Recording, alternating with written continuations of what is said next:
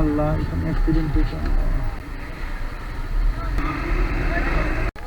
ওই দেখছেন নিচে অটো পড়ে গেছে। আল্লাহ, এখন আছি যাত্রাবাড়ি গুলিস্তান ফ্লাইওভারে, এখান দিয়ে নামতেছি। যাত্রাবাড়ি ক্রস করছি, ক্রস করে এখান দিয়ে নামতেছি আপনার কি বলে মানে শনি একরার কাছাকাছি চলে আসছি। এখন টোল ভাড়াটা দিব, দিয়ে সোজা যাব নারায়ণগঞ্জে। তো ততক্ষণ আপনারা পাশেই থাকুন। আজকে দুটি বিষয় নিয়ে আপনাদের সাথে কথা বলবো। প্রথম কথাটি হলো, আমরা যখন যে কোনো ফ্লাইওভারে উঠবো এবং টোল বক্সের সামনে যাব, তখন আমরা সবাই টাকাটা পকেটে রাখবো। নির্দিষ্ট পরিমাণ যে টাকাটা, সেটা পকেটে রাখবো অথবা হাতে রাখবো। টোল বক্সে দিয়েই আমরা ওইখান থেকে চলে যাব। পিছনে যে ব্যক্তিটি থাকবে তাকে আমরা তাড়াতাড়ি সুযোগটি দিব, কারণ ইমার্জেন্সি অনেকের থাকতে পারে। তো অনেককে আমরা দেখি যে টোল বক্সের সামনে দাঁড়িয়ে মানিব্যাগ থেকে টাকা বের করছে, টাকা দিচ্ছে, আবার ভাঙতি টাকাটা নিয়ে মানিব্যাগে ভরছে, পকেটে ভরতেছে, তারপরে যাচ্ছে। এগুলো প্লিজ দয়া করে করবেন না, কারণ পিছনের যে ব্যক্তিটি আছে তার ইমার্জেন্সি কোনো কাজও থাকতে পারে, তার কোনো পেশেন্ট থাকতে পারে কোনো হসপিটালে, বা বাসায় কোনো প্রবলেম থাকতে পারে। তা আপনারা এই জিনিসগুলো মাথায় রাখবেন, মাথায় রেখে তারপরে বাইক বা গাড়ি যেটাই হয় ড্রাইভ করবেন। তো এই গেল একটি বিষয়। তো দ্বিতীয় বিষয়টি হলো, আমরা ফুয়েল যখন ভরতে যাই যে কোনো পেট্রোল পাম্পে, তো তখন দেখি এরকমই ঘটনা দেখি যে পিছন থেকে একজন আগে চলে আসলো, আগে এসে নিতে চাচ্ছে। তো এরকম না করে সবাই সিরিয়াল মেনটেন করবেন, এবং পেট্রোল পাম্পেও ঠিক সেম, যতটুক টাকার তেল ভরবেন ওই টাকাটা আপনারা নির্দিষ্ট পরিমাণ টাকাটা হাতে রাখবেন।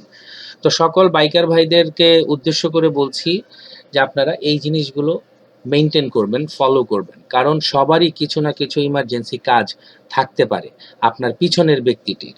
তো যাই হোক, আপনারা আমার কথায় কোনো কিছু ভুল বুঝবেন না। আমি যা বলেছি বুঝে শুনেই বলেছি। তো সবাই সুন্দরভাবে সিরিয়াল মেনটেন করবেন। ধন্যবাদ। আচ্ছা, এখন আমরা হ্যাঁ, আমরা সোজা আস্তে আস্তে উঠি। তো তাড়াহুড়ার কিছু নাই।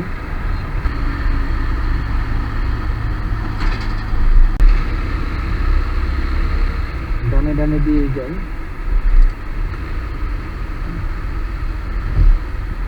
এটা হচ্ছে কাশপুর ব্রিজ পুরোনোটা, সম্ভবত একটু মডিফাই করছে। ওই পাশেরটা নতুন, ডান আমার হাতের ডানে। পিছনের বাসটা একটু উঠিয়ে দিই, বেশি গিরোগিরি দেখাইতে নেই। হাইওয়েটা এটা, এবার একটু টানলেই।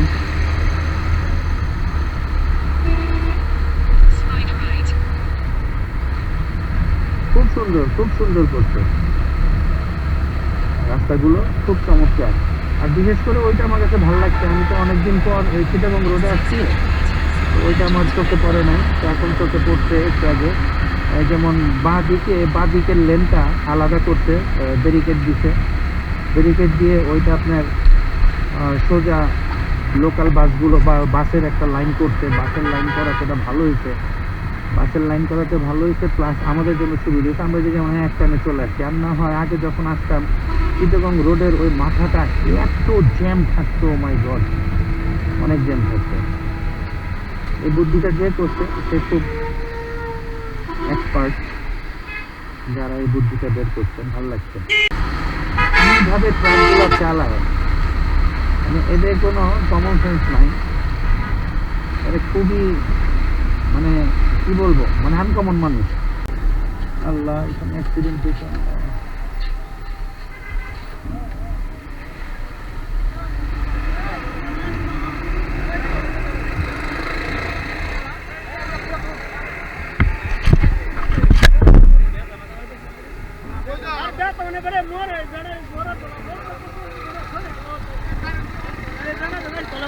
কোন জায়গায়? ও আচ্ছা আচ্ছা আচ্ছা, এখানে পড়ছে, এখানে পড়ছে, উঠছে উনি, ওনারে উঠাইছেন?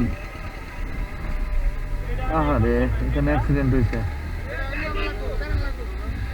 ওইখানে কেউ পড়ছে? অটো? আল্লাহ, ওইখানে অটো পড়ছে। ও মাই গড, ভালো অটো পড়ছে, দেখা যায়।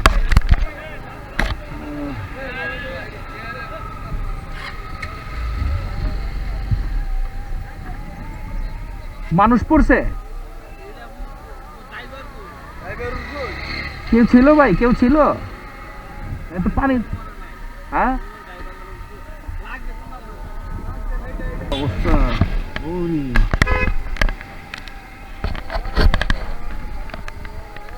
ওই দেখেন নিচে অটো পড়ে গেছে। আল্লাহ কি অ্যাক্সিডেন্ট হয়েছে। আল্লাহ সবাই হেদায়েত করো। যতটুক জানলাম এখানে কেউ হতাহত হয় নাই, আহত হয়েছে, কেউ মারা যায় নাই সম্ভবত। ওইখানে ওই যেটা পানির মধ্যে পড়ে গেছে অটোটা, ওইখানে সম্ভবত কেউ ছিল না, মানে ড্রাইভার ছাড়া কেউ ছিল না। ড্রাইভার হয়তো আগেই লাফ দিয়েছে, কারণ ড্রাইভারকে তো ওইখানেই দেখলাম। আর কোনো প্যাসেঞ্জারও ছিল না, মেবি খালি ছিল।